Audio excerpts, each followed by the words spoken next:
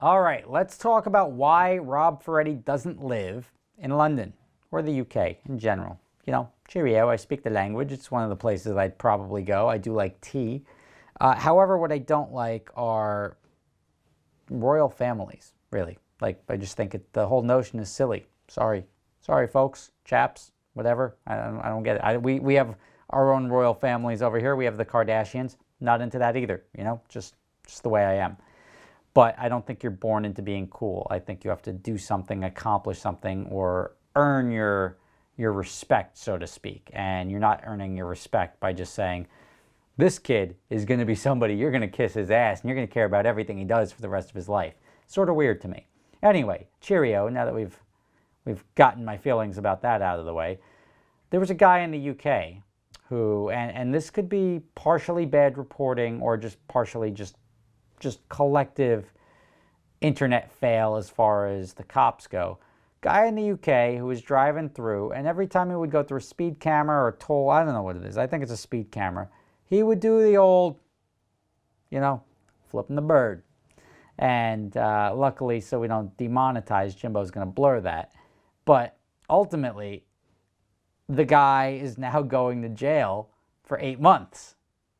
And the North Yorkshire police tweeted, top tip. Top means like good tip. That's British for you.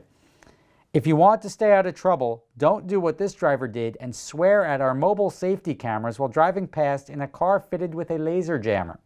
Today he's beginning 8 months in jail for perverting the course of justice. Now, I don't know if they tracked him down for flicking. This is why it's bad reporting. It hasn't been reported correctly or well to know if he's not going to jail for flicking off the camera, it seems. He's going to jail for perverting the course of justice, which means he was trying to elude paying a fine or getting caught doing something with his laser jammer.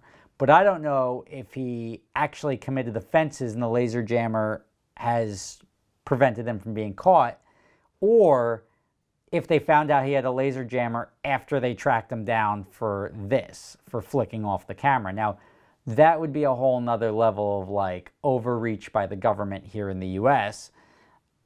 I just seem to think that this guy flipping off the camera, and then they responded back with a video, and this sort of backfired on them because a lot of, especially us Americans, were like, well, fuck, glad we bounced out of that in 1776. Like, a lot of people would have to agree that flicking off a traffic camera, even trying to avoid speeding and getting a toll for speeding, shouldn't be 8 months in jail. I mean, that just doesn't seem right. It doesn't feel right. Because even if he got tickets, again, shouldn't be like traffic offenses should not be jailable offenses. You could throw a bunch of fines at him, but throwing him in jail for 8 months doesn't really seem right. I mean, the guy's driving a bright blue Range Rover, so he's an eccentric guy to begin with. But does the punishment fit the crime? So the news, nobody has really established why. I mean, he could be going to jail for flipping off the cameras. That could be the problem here, but he's not like he covered his plate. He just had a laser jammer.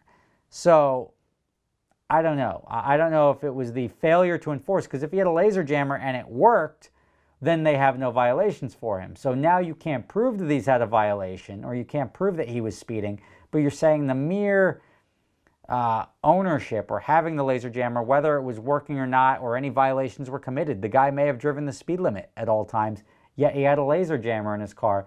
That now qualifies him for 8 months in the clink. That's what we call jail over here in the U.S. So it's a tough one. I'll be honest. This is, I mean, and then you look at some of the tweets. This is why we rebelled. Behold, the last noble Brit. I mean, modern day representation of the American colonials to the English circa 1776. Then you get some British people complaining about other people getting off for doing more heinous crimes and not being in jail. So how proud of them are to being British. It's tough. It's tough to think about if this guy actually went to jail for just flipping the bird, whatever he did, I think it's worthy of a hefty fine, but maybe it shouldn't even be a hefty fine, just sort of like a nonsense, like, haha, shame on you. But for the police to essentially brag, like, haha, this guy gave us the finger, and now he's in jail, makes you choke on your crumpets, if you know what I mean.